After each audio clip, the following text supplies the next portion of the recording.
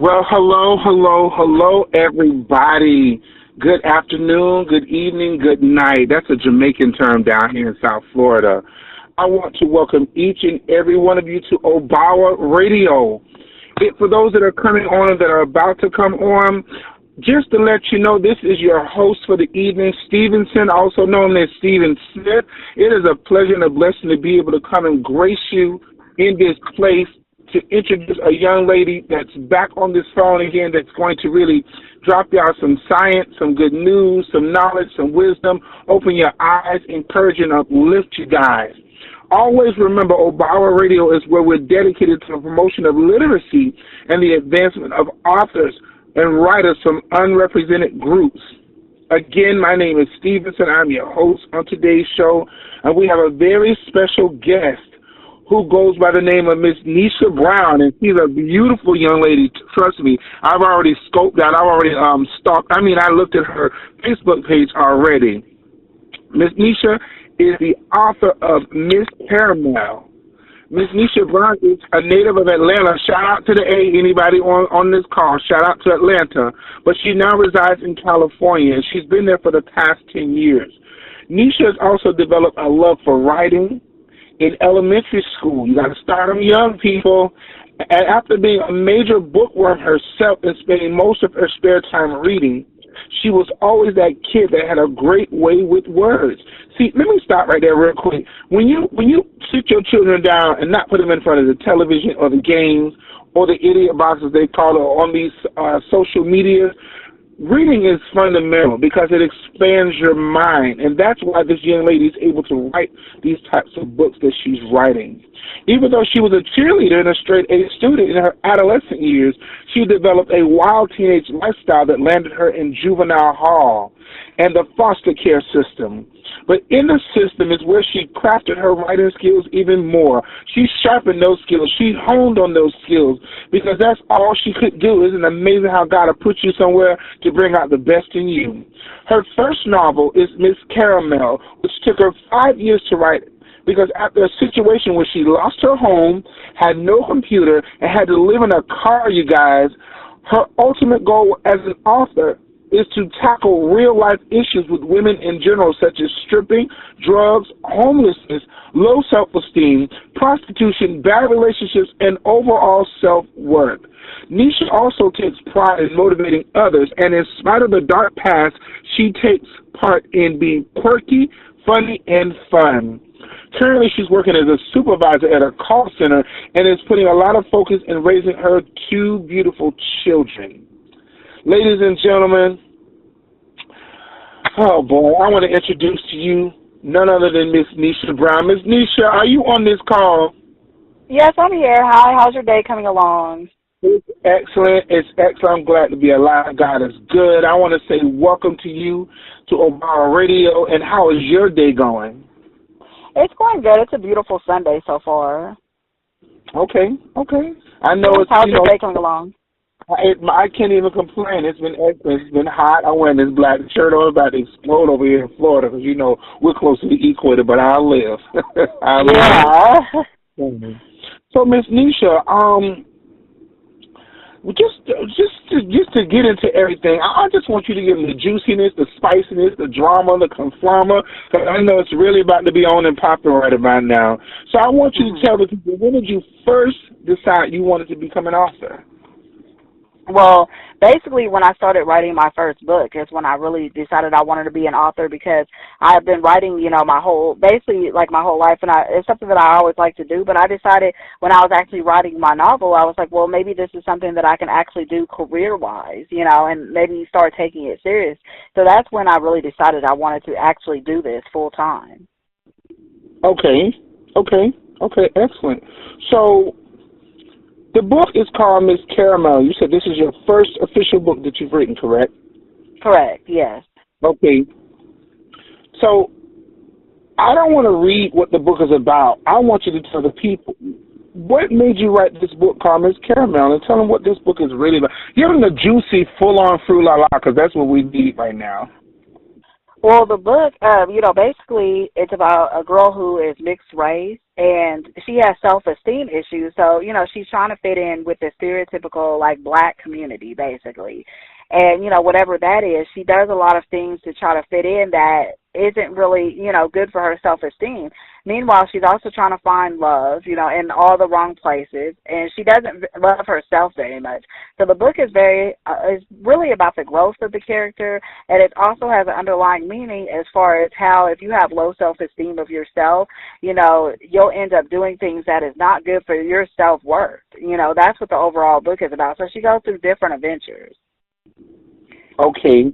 So when I was reading about your book, and based on what I explained to the audience about your life, and then I looked at the story of Miss Caramel, it's kind of like a lot of things in this story about her sounds like you. Is this about you?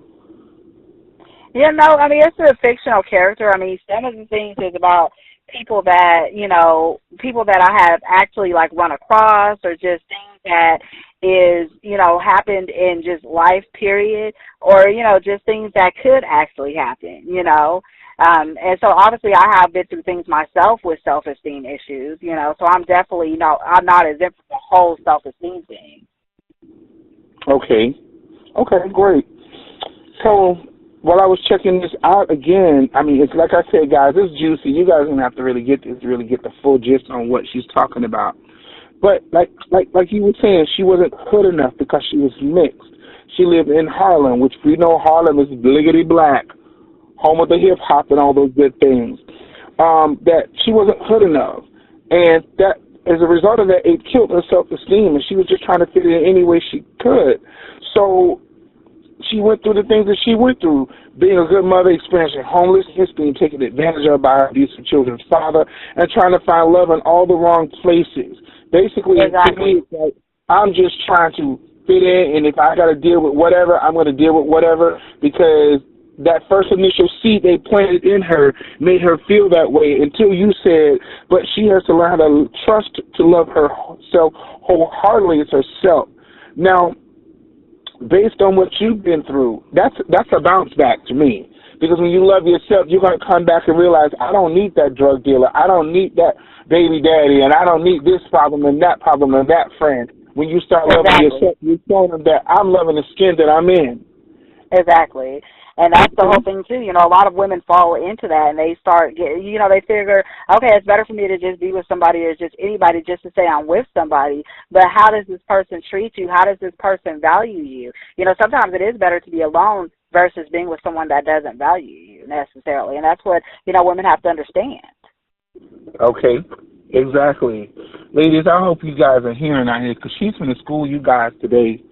So now that you've completed your first book, is there a cliffhanger to this book? Are you getting ready to do a second or a third book based on the character of Miss Caramel?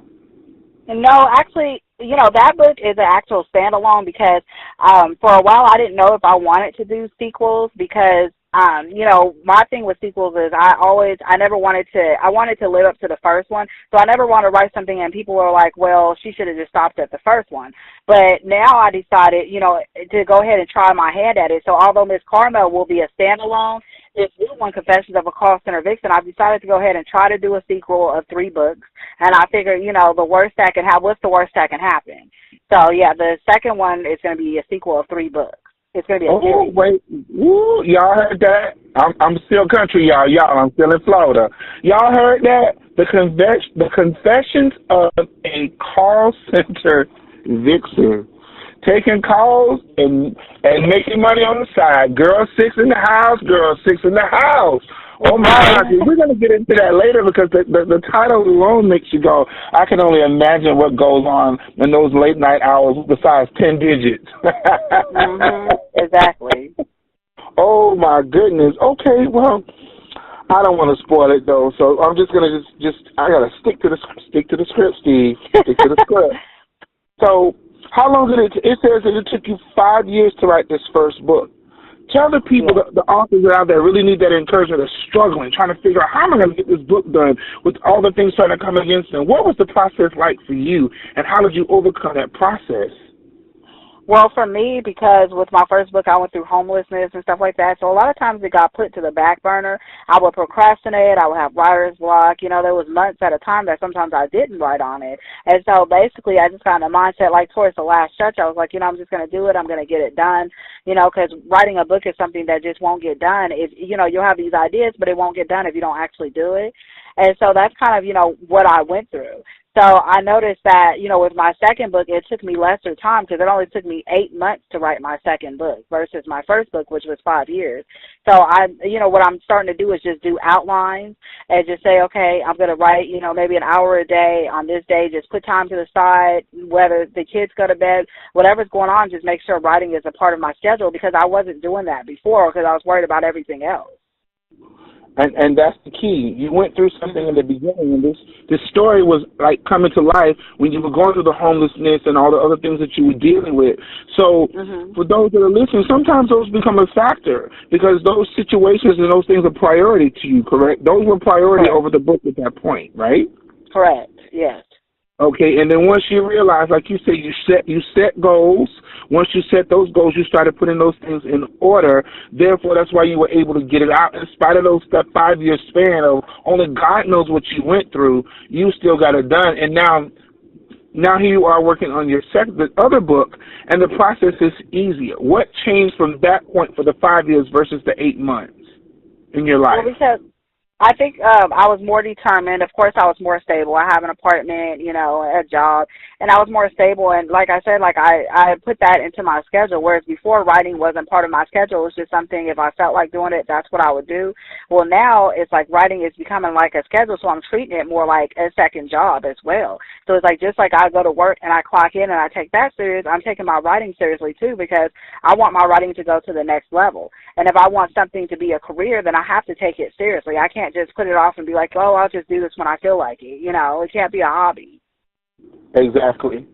Ladies and gentlemen, just understand what Nisha's saying, that she made it a priority. It was no more procrastination.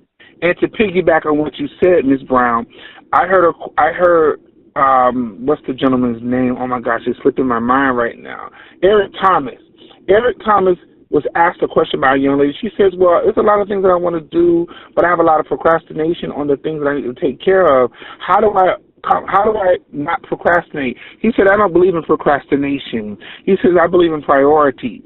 If it's a priority to you, you're going to get it done. Just like you said, your priority was your job, priority was that book. You put it in the forefront of your mind of this has to happen, it has to get done.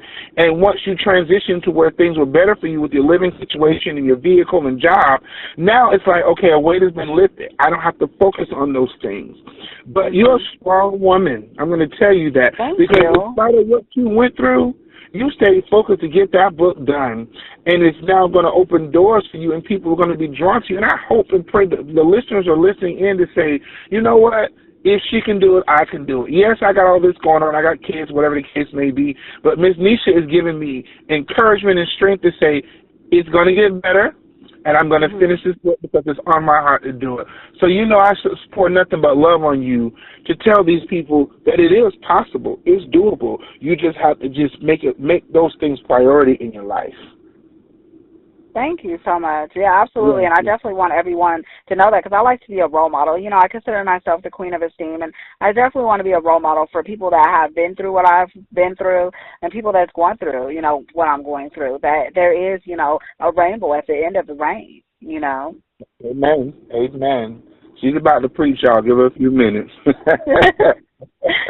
So, Nisha, so what was so rewarding about writing these books and being an author and becoming an author? Give us the great rewards behind that. Well, the great reward is knowing that, you know, I have something that's out there. I've told, you know, stories, you know, basically, and just the great people that I have met along the way, that if I would have never wrote and finished my book, then I never would have met, you know, these people. And I already feel like I have doors that's opened up. You know, even right now, this has paved the way to where I have my own radio show now on Thursdays. On Thursdays at 9 a.m. Pacific Standard Time, I'm the host of the Hour of Esteem. And in the Hour of Esteem, I'm able to actually speak to other authors, other women that, you know, are just dynamical in the things that they do. do. Like, I'm really great, and, you know, it makes me feel good to have been able to meet them. Well, if I wouldn't have wrote a book, then I wouldn't have all these opportunities opening up, you know. I'm actually going to be doing a library event at the end of the month, you know, at my local library downtown, to where I'll have a chance to set up a booth and talk to people about what I've done, and you know, and network with other authors. So if I never would have finished my book, these are things I wouldn't be able to do at all. And that's a blessing within itself. Queen of esteem, pain produced purpose. Your obstacles became an opportunity because you looked beyond all that, and then you took that thing by the neck and let it know, no, you're going to work for me. You're not going to work against me. I'm going to make this work for me, and that's what you did. And somebody needs this encouragement right now that's listening. Somebody needs to know that, wow, oh, my gosh, I'm going through similar same things. But she said her esteem was built up. It was stronger. And now that she has this self-esteem, she's created a radio station. Now she has books coming out, and only God knows what else she's going to do, tours, books, whatever. Why? Because you started raising up within self and realizing that, no, I'm going to win this thing. And you're showing them that you are victorious. Because just because you overcame those obstacles and turned them into opportunities, and what you've been through is now becoming an asset to your life. So I applaud you again, and I want to make sure before we close out that you're giving your information in your radio station so people can listen in as well. Absolutely, yes, I would love that. You know, because my radio station really promotes self-esteem, and that's what the most important thing is. So before I get into the next question, what is one of the greatest things that can come out of a person that's in a low place or depressed or sad state? What are one of the things or key things that you push into them to build up their self-esteem? Well, basically, no matter what, like, you're the great person. There's something about everyone that is in them that is positive. And I was telling them, you know, there's going to be something, whether it's physical, whether it's mental, you know, whether it's emotional, whatever it is, you have something in you. Everyone has a talent, you know, and you have to look at it. It's not about what people think about you. It's about what you think about yourself first, because you have to live with yourself every single day. So it doesn't matter if, you know, people think a certain way about you. Like, do they even really know you like that? And then start looking at the things that's positive about yourself, you know, and the places that you've been. Exactly. So basically with self-esteem, you could be a counselor, you can be an advisor, you could be a minister, you could be a pastor. It's about removing those layers of things that have been laid on you over time through family, through your parents, through partners and spouses and co-workers. Layers fall on us. And when a person like yourself is coming on with all this esteem and this sunshine and it sparkles and glitter and it's like, oh yes, I'm this and that, but they don't realize that, yeah, I've been through the things that you've been through or similar or worse, and here you are trying to come and tell me this, that, and the other, and I don't want to hear that. I don't believe in that, because the layers need to be taken off. And your book will help these people. That book will help them to take the layers off to realize that I am not that. I am not what you said. I am not I don't need to fit in. I don't need to dress. I don't like that. I don't need to smoke this. I don't need to do this or the other. So Miss Caramel is definitely going to make a difference when people really delve in and read between the lines that it's beyond just a beautiful woman on the cover. It's more about, you're saying, layers off. This is who I am. You either like it or not. I'm not trying to conform to you or any society. That's a beautiful thing. Exactly. So, considering 5 years, you went through some things. Was there a time you ever felt like giving up, saying, I'm done, I'm calling it quits, y'all can have this, oh, bump this, I'm going back and do whatever I want? Did you ever feel like you wanted to give up? Yeah, I did, like, you know, especially because during that time I also didn't have a job, too. So it was like I went through, you know, we don't have a job, looking for a job. It's an 8-hour process. So I would go to the Career Center and I would just, you know, work on my resumes and do all that stuff. And then sometimes I would have job interviews, and like something would happen, I would always get turned down, and it got to a point where it's like I feel like I'm never going to find a job, you know, or like no one wants to take a chance on me, you know, how am I going to get out of this situation if I can't even, you know, have a job or anything like that. So at one point I totally wanted to give up. Like I was totally against the job market. I was completely negative, you know, and finally, like when I finally got a job, things started getting a little bit better for me, even though I was still in my car. because I hadn't saved any money yet. But I would still go to work from out of my car, and no one knew that I was homeless. I would get ready and everything and just go to work every single day. So when I got my apartment, things got better. But that whole time looking for a job, it was completely discouraging for me. And I can relate to that because I was literally homeless. Got someone to quit my job. I was sleeping from place to place, putting shows and events together. Then he says, write a book. Write a book? I can't put gas in my car. I want to write a book, God. I want to slap myself. But you did it, and I did it too. I'm not trying to take time away from you, but I can recognize that here it is. It's like, wow, you did some similar things. And it's like, you want to write a book, and I was discouraged. I was sleeping from place to place and living off food stamps, ended up in a rooming house and all these crazy things. But in spite of it all, what was it that made you not give up and press through and complete this book? Well, my kids. Yeah, not at all. I mean, my kids for one thing, and then also, because during that time I would write. I didn't have a computer, so I would write in 99-cent store notebooks. So I was a part of a women's empowerment program, and they donated me a computer. It was a desktop computer.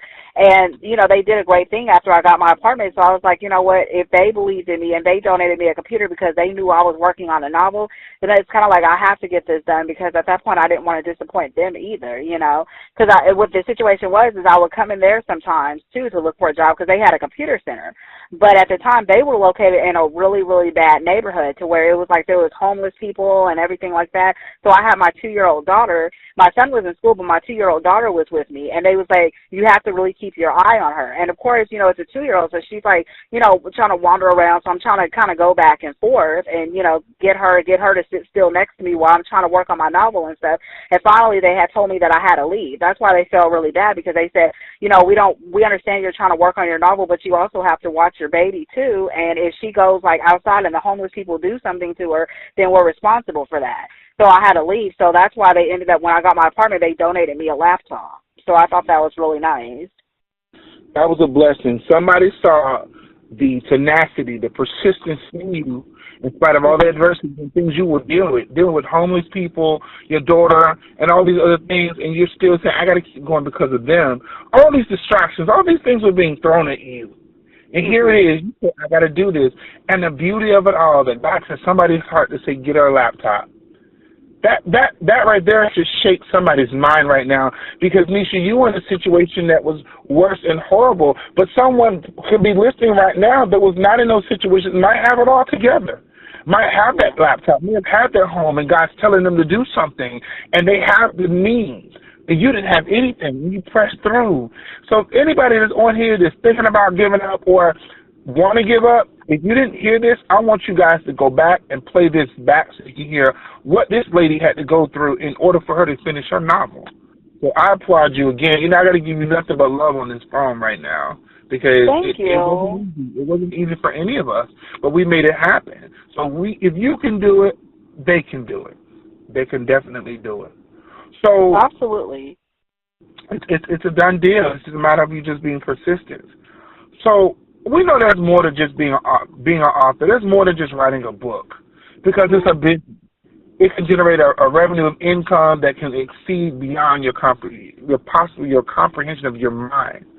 So as you have delved into writing this book, how are you handling the business aspect of this? How are you getting your book out there to the people to make it, available?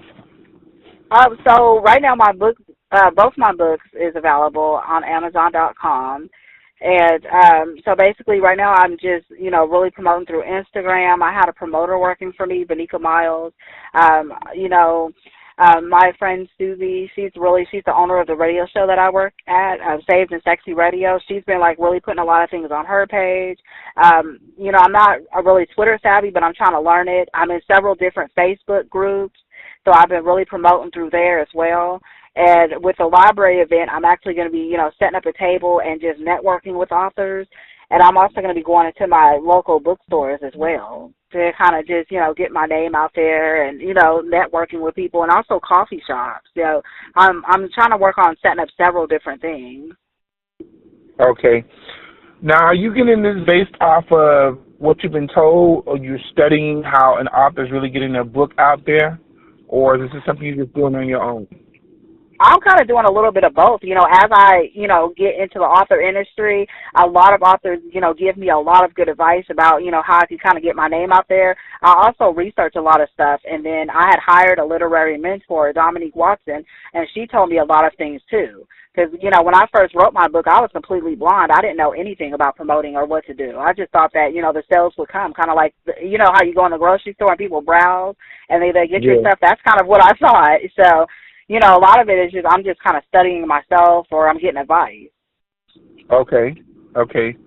Well, and that's how we start out, and then we try to figure out what's the next level. How do I get this exposure? Who do I need to reach out to? Do I need a PR? Do I need a manager? Is there someone I need to go meet with? So on and so forth.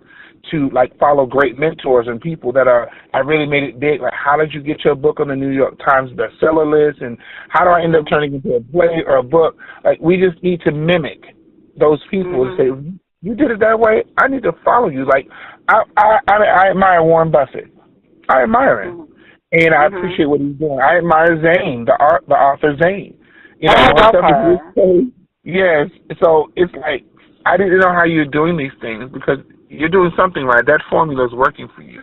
And you take it and make it your own based on what you're doing as well. So my next question, do you have an editor or did you edit your own books? The first one, I edited my own book because that's part of my degree. I have an associate's in business administration and then minor in English. So I edited my first book, but then the second one, my girlfriend actually edited for me. So I was really fortunate to be able to have her to edit, but I still went over it myself as well, But just to have a second pair of eyeballs, it's always good to have a second pair of eyeballs. So, and when I edit, I go over it like 20 different times before I even, send it out. Oh, well, I need to speak to you about the editing part after the show.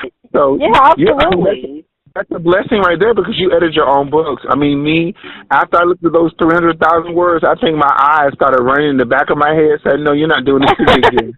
You better find somebody else to do this.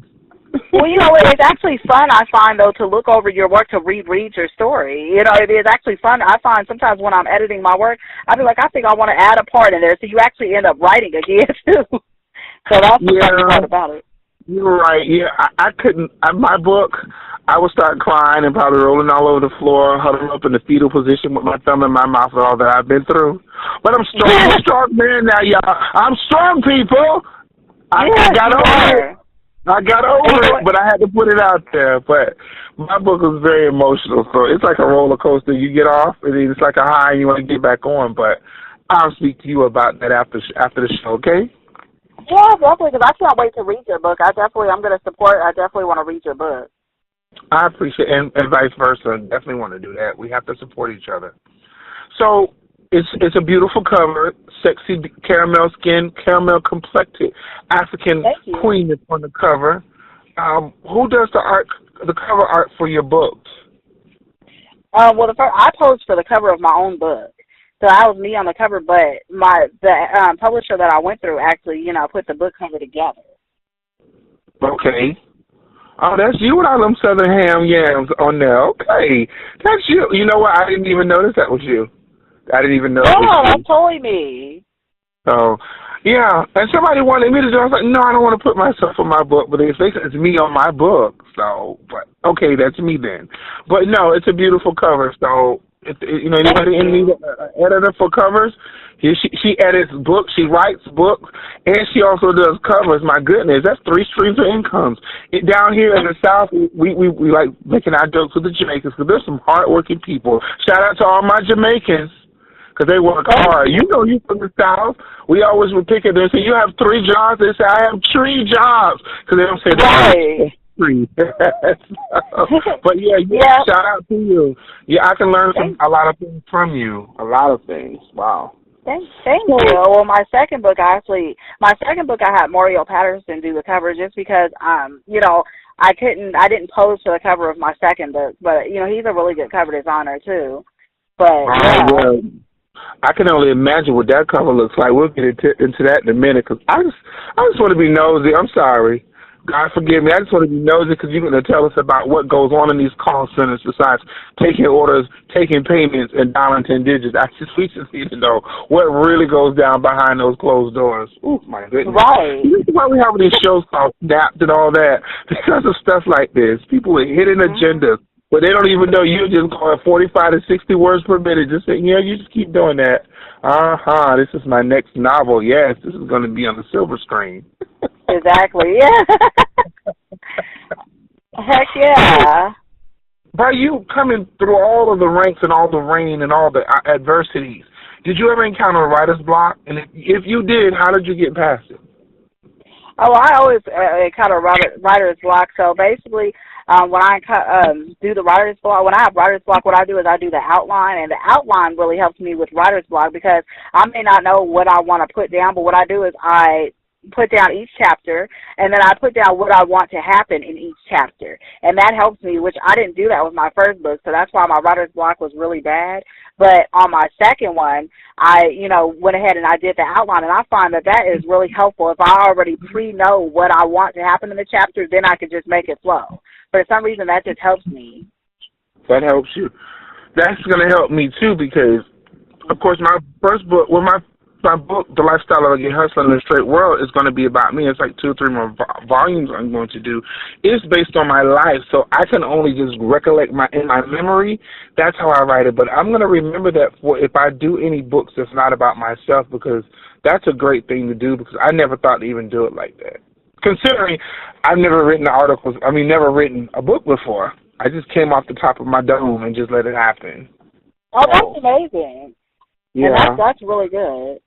Yeah, but see, like you said, an outline, credit. Like you said, I already know what I want to write in the next chapter. So how many is like a paragraph, or how many words or sentences or whatever you use in order for you to go right into your next chapter, each chapter? Well, are you talking about for the outline? Because for the outline, I just do bullet points. Okay. So I might do, like, for example, I might do 2 bullet points. Like, okay, I know this is what's going to happen, and 2 or 3 bullet points. And then I'm like, okay, that stimulates my mind, and then I'll start writing it out. Okay. Well, like I said before we close out, I'm definitely going to have you to give out your information so people can call you, because they may need you to edit or teach them or show them the way, and also support you in your books as well. Oh, yeah, absolutely. And, I just want to tell you, I just downloaded your book, so I'm going to be reading as soon as we're off this interview. Oh, my gosh. Listen, I told you, don't call me crying. Don't call me. I will block you. Oh, my God. Tears are not allowed, all right? Tears are not allowed. You better cry, get it over with, and call me with a calm voice. If I hear any shakiness, I'm connecting you. Okay. I promise I won't. I'm still trying to hold on, Nisha. When they do these plays and these movies for my book, it's going to be like, oh, gosh.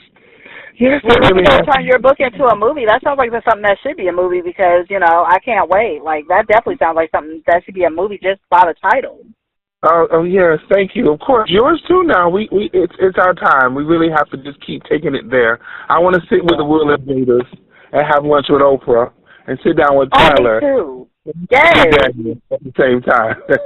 We're gonna get there. We're totally gonna get there. Of course, we have to know that our gifts make room for us, the Bible says, and we have to walk into what we've already been predestined to walk into. So those things, like I said, pain produced purpose. What you've been through brought you to write these books, be the queen of self-esteem, and look what you're doing now. Whoever thought that pain was going to bring something so great out of you? Right. But it did. Well, I'm completely happy now. Okay. So I believe you said, well, I'm going to ask you, how often do you write? And then, how often do you write since you're now in the swing of things? Well, now I write something at least once a day, either every day or every other day for at least an hour a day. That's the schedule that I put myself in. Once a day, 1 hour out of every day. You write 7 days a week for 1 hour. Right, or every other day. If I don't write every day, I'll write every other day for an hour. And how do you get into it? How do you move the distractions? I know I'm not calling your children the distractions. Children are a gift from God, y'all. Don't call other people on me. I love kids. But how are you dealing with, okay, you have kids, you have your life, you have all this and that. How do you remove those things out of the way so you can accomplish that hour? Well, basically, I usually wait until they go to bed, and then, after I'm situated and stuff, I usually type before I go to bed at night. That's when I'm working on, business-related stuff. So that's the best time, after dinner and after chores and all that stuff, And a lot of stuff, because my kids are a little bit older, I'm able to delegate a lot of the housework to them as well. So if I, cook dinner, okay, they know that they're doing the dishes, so that way I have time to work on my writing after I help my daughter with her homework and stuff like that. That cuts so much time out of my day. Okay. You again, that word prioritize is coming back to me. Mm-hmm.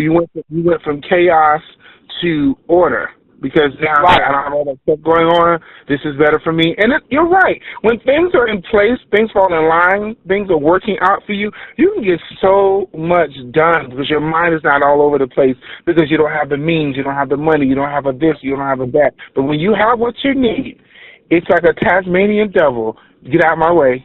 I'm going to get it all done. And that makes a difference, right? You agree? It does. It makes a huge difference. It does. It really does, Because there was a time that I felt like I had to, do everything kind of in the household and stuff, and I really don't anymore. So I find that things are falling into place now that I'm really sticking to an actual schedule.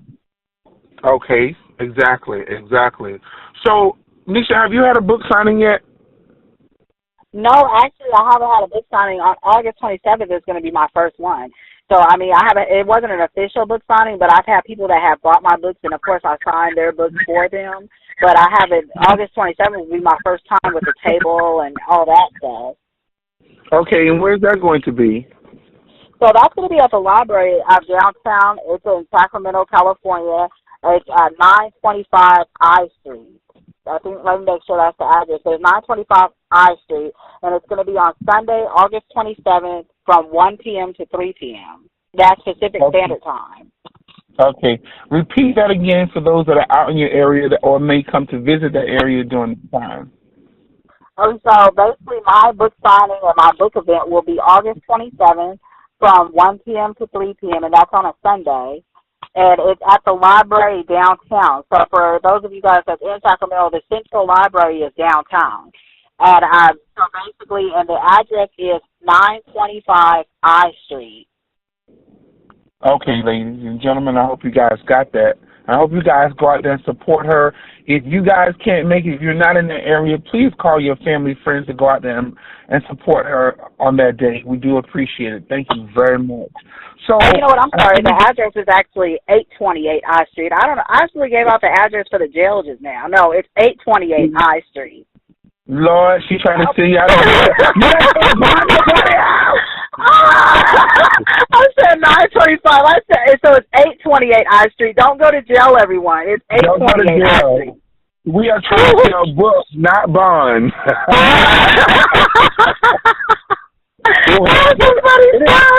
Oh my gosh, that address just came out of your mouth like it was nothing. Like, how does she know that?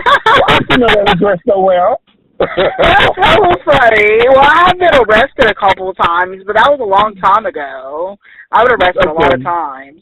But we all have a past. Some people just can't tell their truth, but at least you're able to tell it, so they appreciate you more. We've all fallen. We've all made mistakes. You know. Good, so hey, tell me that. Have you been to jail before? That way I could feel better. Yes, I have. Oh, good. Yay. In the book.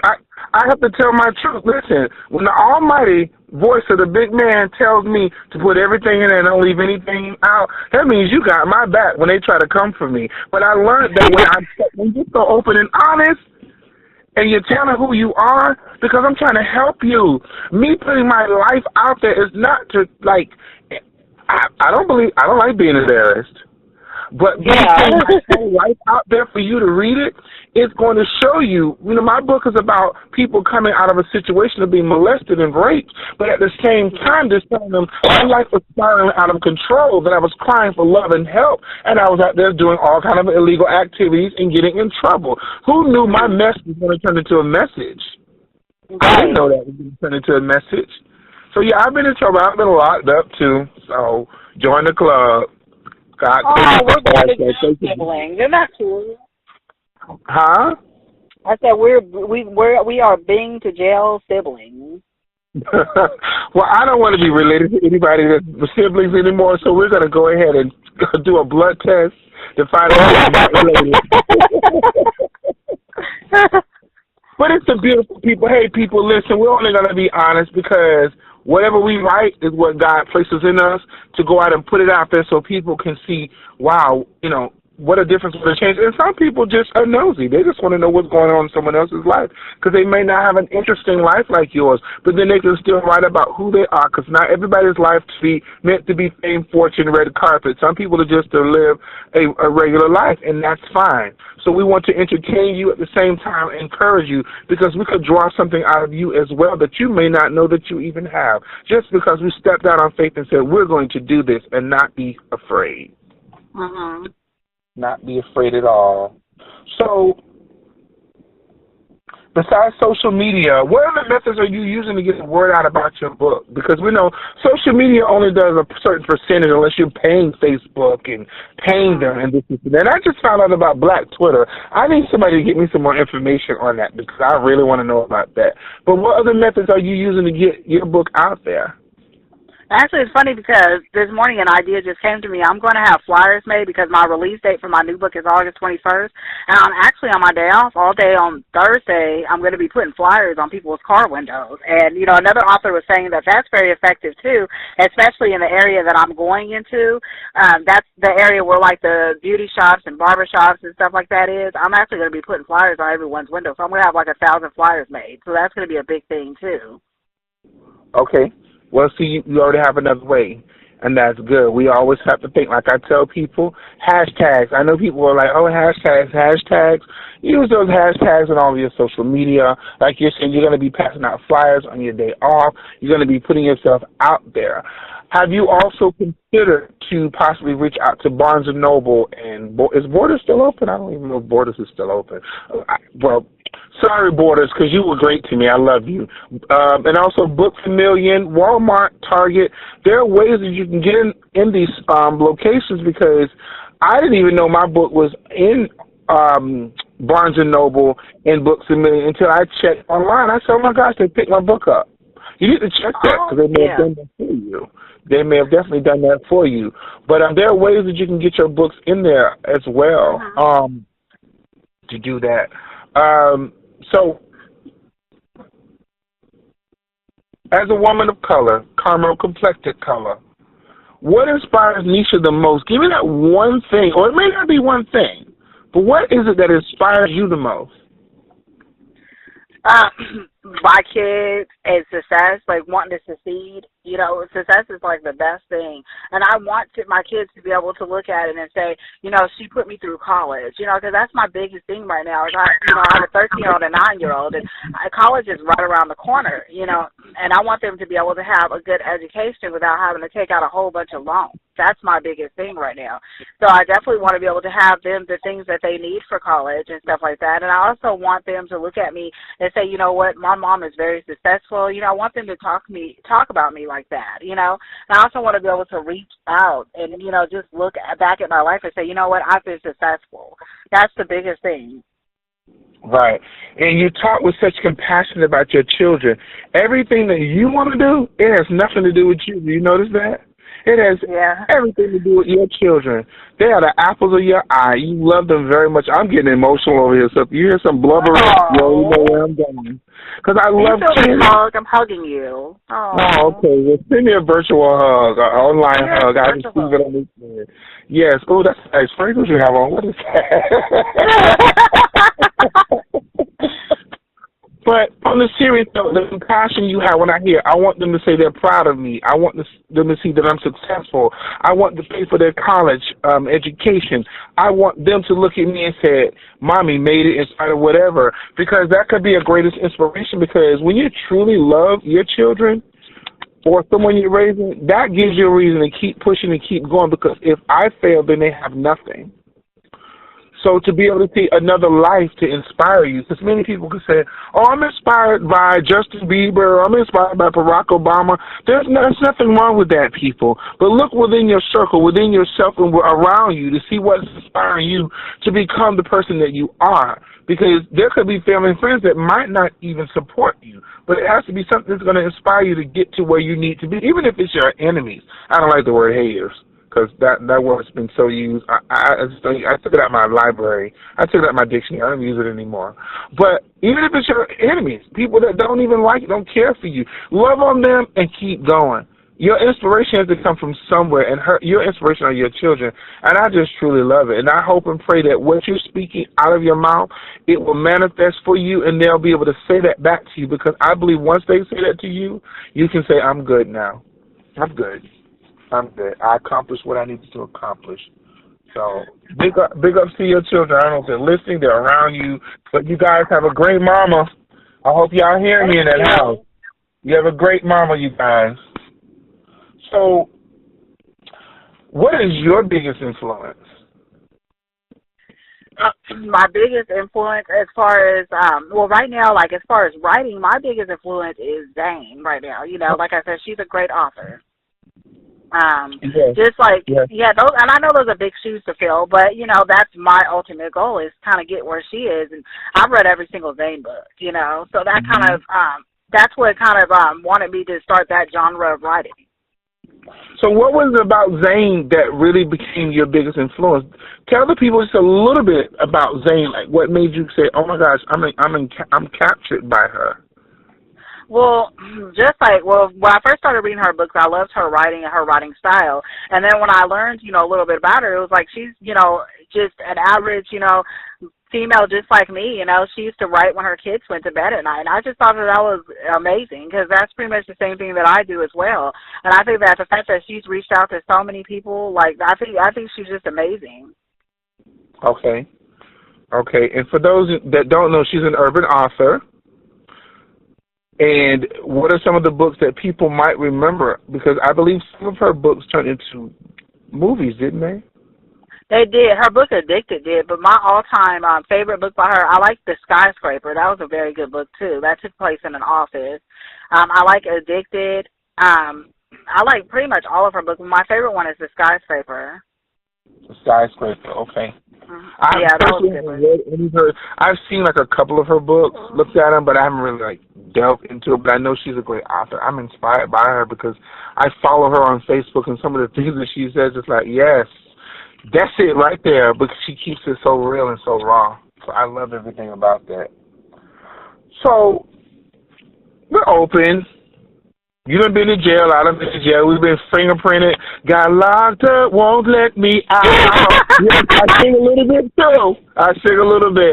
So we're open. Have you ever done anything in your past that you regret? And if so, how did you get through it?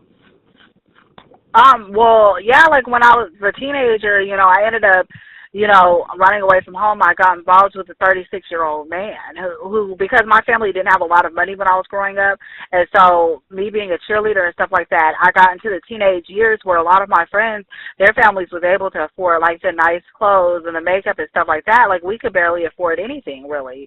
And, like, even when I was a cheerleader, like, a lot of my friends' parents was able to actually afford it. Like, I had to go out and, like, get donations and stuff like that. So I got involved with a 36-year-old man who, like, he basically made my dreams come true. He would pay for everything. But he also turned out to be psycho, and he turned out to be very abusive. And, you know, that was part of the he influenced me to do a lot of things that I should not have been doing. And that's part of when I started getting in trouble and running away from home and ended up in juvenile hall. And so I regret that because I figure if, you know, I wouldn't have met him, then I would have still been on the right track that I was on, which was getting straight A's, just thinking about reading and school and stuff. But I just let him completely veer me off track. Okay. And the very thing that you said was he started giving you everything that your family couldn't give you. That devil is a sneaky bastard. He's so sneaky. Yeah. I hate him. He gave you the very thing that you could not get at home, and it drew you in because it's like, well, they have the makeup, and they can do this, and they can do that. And all of a sudden, here this man pops up in your life, and he starts catering to you, and it starts veering you off track. even though I look at it like you weren't off track, you were going the way that it was meant for you to go in order for you to tell these testimonies and your experiences to the people to show them, okay, yeah, I did this. But do you regret these things that you've done? I do. The only reason I regret it is because a lot of the things that, he did affected my mom as well, like my family. Like, he slashed up her tires. He like, when I say psycho, I mean, this man was really psycho. And it caused her to basically, get kicked out of the apartment that, we were living in just because he was stalking us. And, me and him would always have problems where the police was constantly coming over to the apartment. So it was just never a day that the police wasn't coming over there. So they eventually gave her an ultimatum to basically move out. And at that point, she didn't have, like, that much money to even move. So imagine having to, like, just uproot. And, so basically that was all my fault, that we were already in financial situations. And then that caused us to be even more in financial situations. So that's what I regret the most, looking back on it. Like, I should have stuck with my family no matter what. Yeah, you're right, but you were lured away. It was like you were in high school. He was a pedophile. It was a man stalking you, and he knew. Let me come open this van and stick the lollipop out of the door and draw the child in. That's the scenario I could give. He drew you in with the lollipop, and he got you in the van, and he took you home and did what he needed to do, and we created problems for your family. I thank God you got out of it. I thank God that you got through it without being hurt or killed or maimed. That's a blessing right there within itself. And well, also said juvenile hall was a blessing because if I wouldn't have got locked up, he probably would have killed me because that's what everyone said. Like, I ended up in the hospital because he had strangled me and everything. So I probably would be dead right now if I wouldn't have got locked up. And when I got locked up, it was like I couldn't be around him no more. After I went to juvenile hall and the foster care system and stuff like that, there was a complete no contact order. That's good. That was a break for you right there. You got through that, and that was a break. God blessed you to walk away from that, and now you moved on with your life. And, segueing into my next question from what I just asked, how did you get through those tough times in life? Life was really throwing at you. I know you pretty much tapped on it in the beginning about, when you were in your car and you were still, doing the best that you could for your kids and whatnot. But how did you get through those tough times? What were the essentials?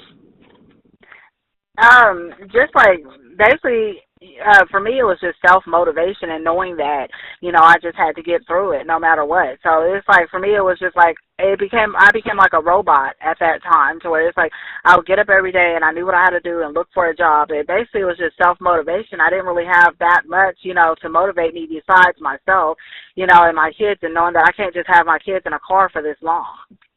Exactly. And how, just tell the listeners, how did you self-motivate? Because some people don't know how to get there, Nisha. They don't know how to motivate themselves because of all the external factors around them and internal factors that could be dealing with abuse verbally and things people have said to hurt them and what's going on around them. How did you self-motivate yourself? Well, in the morning time I had kind of like, in the morning time I kind of just made myself a list, just to say, hey, okay, I'm going to look for a job on this day. No matter what happens, I'm not going to give up, and no matter what job turns me down, I'm going to keep applying because there was a time when it was like, I thought for sure I was going to get this job and they was all positive. Then they went with somebody else and I was completely negative. I was like, well, I'm not going to turn in no more applications. And I was like thinking to myself, what is that going to do? So basically for me, it was just kind of tuning out all the negative thoughts that was in my head and just going with the positive thoughts. Because, your negative thoughts will drag you down real bad. They really will. Those words are powerful. They will beat you to the point that you feel like you're nothing. So you found who you really are from within and said, no, I'm going to win. And, again, I understand why you're the queen of self-esteem because now it's like, I've learned how to build myself up so I can build you up, take those layers off and show you that you need to self-medicate yourself with words, not medication, not drugs. Because a lot of people resort to that, covering the problem, masking the situation. But I'm going to teach you how to speak over your life, speak over yourself to make you to become what you've originally been created for. So, again, I applaud you again. You've been through some stuff, woman. My goodness. Thank you. Yeah, so Gee, I you mean, know I used to. Yeah, like I mean, I've done stripping, I've done escorting. Like I've been through like almost everything like in life that you would think that a woman would go through. You know, I've been robbed before. All kinds of things have happened to me before. And you have not lost your mind. No. God has kept your mind. You haven't lost your, Yeah. because you can. You can lose your mind in those things. And you want to know, Mhm. why is this all happening to me? What is the purpose behind all of this? And then when you Mhm. start asking those questions and he starts showing you and it starts making sense. Like with me, when God revealed those things to me and it started making sense, it made me feel better to say, oh, you allowed me to go through that for something you want to use me for. Okay. All right, Right. I understand. Not just, oh, it's just happening. No. This is not just happening. There has to be a reason. Because I Mhm. don't want to take my life. I don't want to be depressed and sad. But if you show me what this means and you're going to use it, then it makes you feel better. Did you ever feel Mhm. like that once you really knew why? Yeah, like I did. Like right now, I suffer from anxiety very bad. But I do look back on, all the things that's happened, and I said, well, I guess I couldn't have been here if it wasn't for that. I couldn't give people advice because, sometimes it's better to have gone through something and then give people advice. You really can't give advice to people on something that you've never been through before. So I'm kind of Exactly. glad because now when people are in my same situation and stuff, I'm able to give them advice on what to do. So that's a blessing. Yes. You're stronger. You're strong enough for them. And people are going to need your strength. They're going to need that strong woman to say, help me, please. I've looked at you. I've watched your stories. I listened to your radio. I read your books. And I need you to come and give me some advice. Minister to me, because it's what it is. It's a ministry. It's a Mhm. ministry. And like you said, how can I tell you anything if I've never been through anything, especially similar to what you're doing? So, Mhm. again, big ups to you. We only have a few minutes. So I want to make sure I'm getting these most important questions out so the audience can really be able to connect with you. So, if you haven't already, because we're now in August, people, I know we made those goals in the beginning of the year, those, what are the New Year's resolutions. But as for you, what do you want to accomplish if you haven't already accomplished in this year? I want to be a best-selling author, a New York Times best-selling author, and I'm also I want to make one of my books into a movie.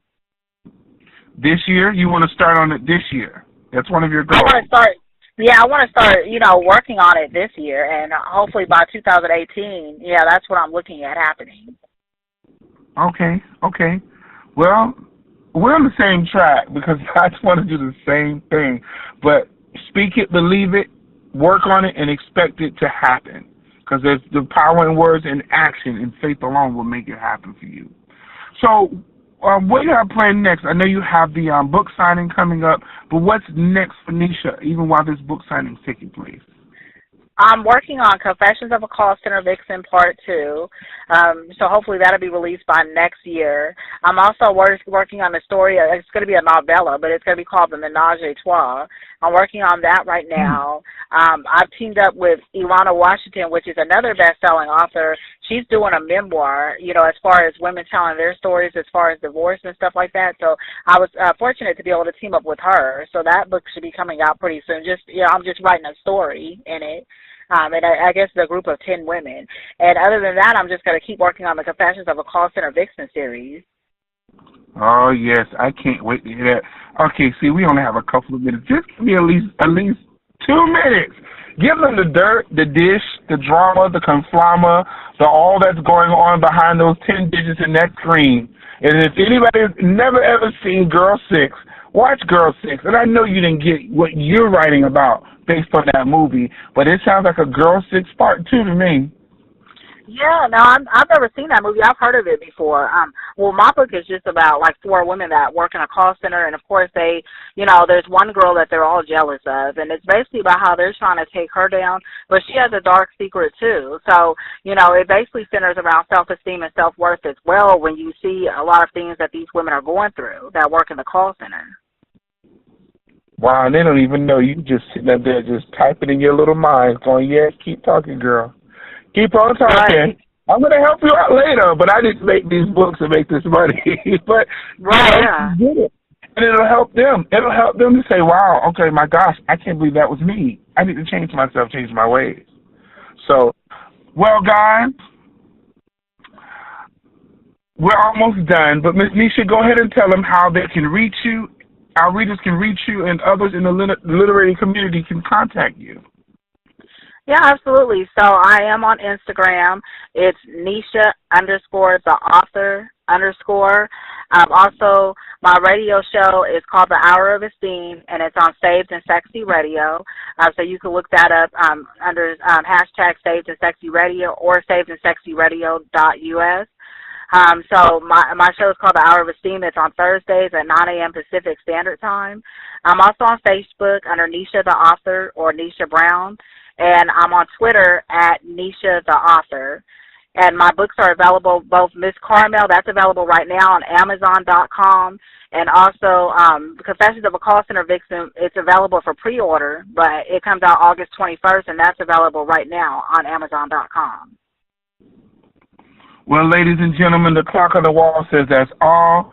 Miss Nisha, it's a pleasure. You hear me? I enjoyed this time with you. All the listeners, I thank you guys for taking out your time on your beautiful Sunday evening. I want to thank each and every one of you. Thanks to Obawa Radio. You heard it here first, ladies and gentlemen. Again, I present to you Ms. Nisha Brown. Thank you, Nisha, again. I look forward to speaking to you at a later time. Again, ladies and gentlemen, I'm your host, Stevenson, your host with the most of Obawa Radio. Don't forget, next week, same time, same place. God bless you all and have a really blessed evening. Thank you so much. Have a wonderful day. You do the same. Take care.